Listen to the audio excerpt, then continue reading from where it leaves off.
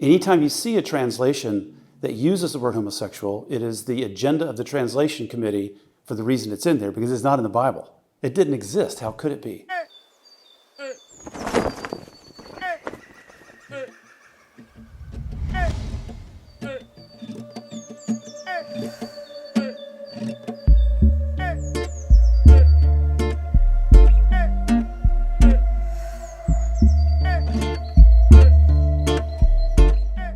The word homosexual, for example, is nowhere in Scripture. It doesn't exist.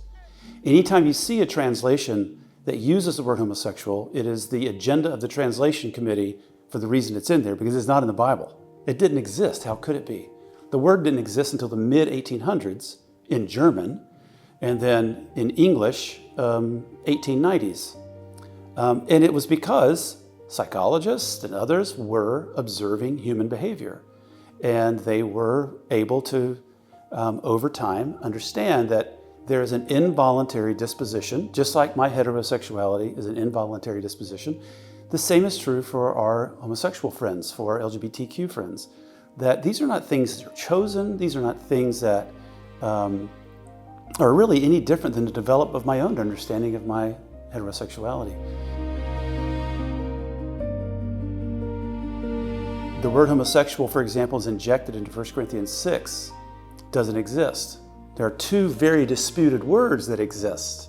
And those words can very, with great plausibility, be connected to the sexual mores of the first century, when you have this idea that the dominant partner is the penetrating partner. I know this sounds a little bit crazy to you, to us in 2021, but this was just like common, and it was the practice of what's called pederasty. And it was the way that men, because men ran everything, it's the way that men asserted their dominance. It's the way that they would tell a much younger person, usually a boy, what we would call really inappropriate relationship between an adult and a child. But it was a way of asserting your dominance, a way of having your status radicated. It was a way for these younger boys who may not have had the status to gain status. Everything's about status. Not that part isn't different from today.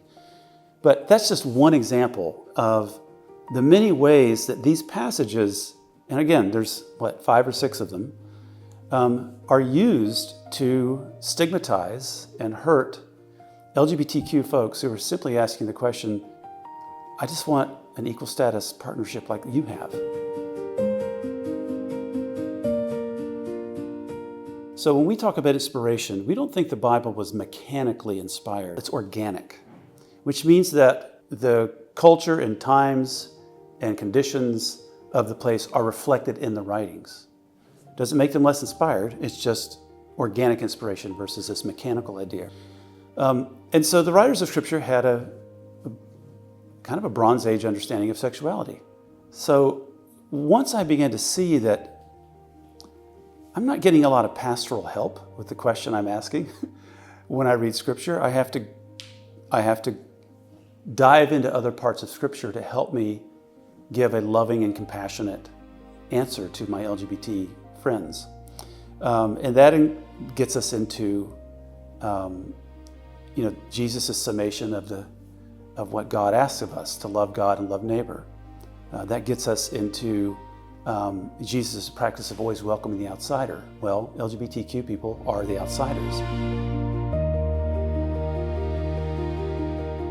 If you're a straight person and you're affirming, then I'm going to be much more hard on you for staying in non-affirming spaces because you're complicit. Now, somebody says, I feel like I need to be an affirming voice in that congregation. Okay, so what does that mean? What are you actively doing? What's your timeline? How long are you going to do it? Do you realize that almost no church has ever changed on this because a group of straight people said, we'd like to be an affirming church? It just doesn't happen. And so I think that one of the big things that hasn't happened yet is straight affirming people waking up to the fact that when they're in non-affirming spaces, their LGBTQ siblings are being hurt.